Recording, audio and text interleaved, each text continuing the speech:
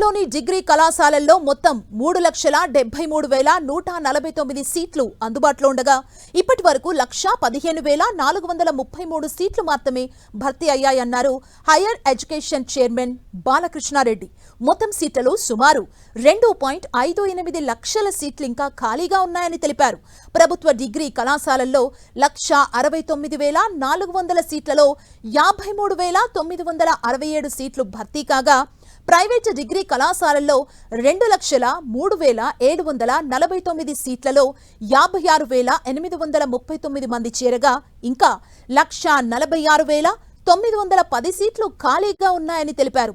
ఖాళీ సీట్ల భర్తీ కోసం మరో విడత కౌన్సిలింగ్ నిర్వహించేందుకు సిద్ధమవుతోందన్నారు. అనంతరం సీట్లు మిగిలితే ప్రత్యేక స్పాట్ అడ్మిషన్ల ద్వారా భర్తీ చేసే అవకాశాన్ని పరిశీలిస్తోందన్నారు.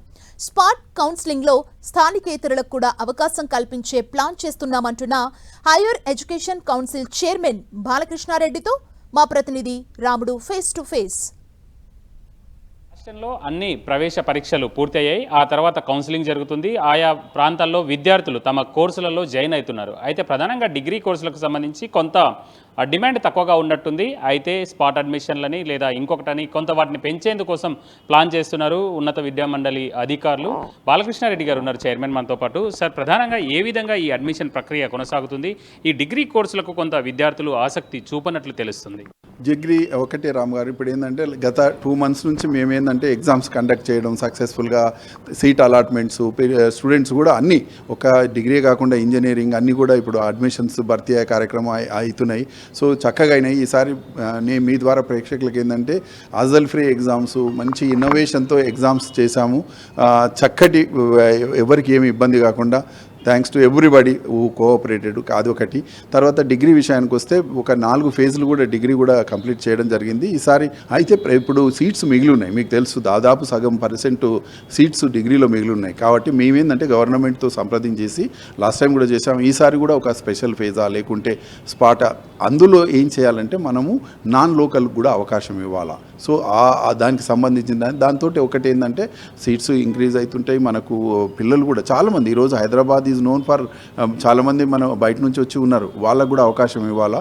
సో కాబట్టి మేమేందంటే తప్పకుండా స్పెషల్ ఫేజు, స్పాటు వీలైనంత వరకు సీట్స్ను ఎక్కువ ఇంక్రీజ్ చేసి అంటే ఫిలప్ చేసేటువంటి ప్రక్రియలో మేము సంప్రదింపులు జరుపుతున్నామండి గవర్నమెంట్తో. ఇది ప్రధానంగా అంటే విద్యార్థులకు మరింత చేరువయ్యే విధంగా, వాళ్ళందరికీ తెలిసే విధంగా, అంతేకాకుండా ఎక్కడ కూడా సీట్లు ఖాళీగా ఉండి ఆయా కళాశాలల పైన భారం పడకుండా ఉండే విధంగా కూడా మేము ప్లాన్ చేస్తున్నాం. ఇప్పటి వరకు దోస్తులు అప్లై చేసుకొని విద్యార్థులు కూడా ఇప్పుడు సీట్ పొందేందుకోసం అవసరమైనటువంటి పద్ధతిలో మేము చర్యలు తీసుకోబోతున్నాం. దాన్ని త్వరలో వివరాలు తెలియజేస్తాం. అందువల్ల అన్ని ప్రాంతాల్లో ఉండేటువంటి డిగ్రీ, BA కానీ, BCom కానీ, ఇతర లైఫ్ సైన్సెస్ కోర్సెస్ ఏవైతే ఉన్నాయో వాటన్నిటిని కూడా ఫిలప్ చేయడానికి తమ వంతు ప్రయత్నం చేస్తున్నామని హైయర్ ఎడ్యుకేషన్ చైర్మన్ చెప్తున్నారు. కెమెరా పర్సన్ ధనుంజయ్తో రాము 10 TV, హైదరాబాద్.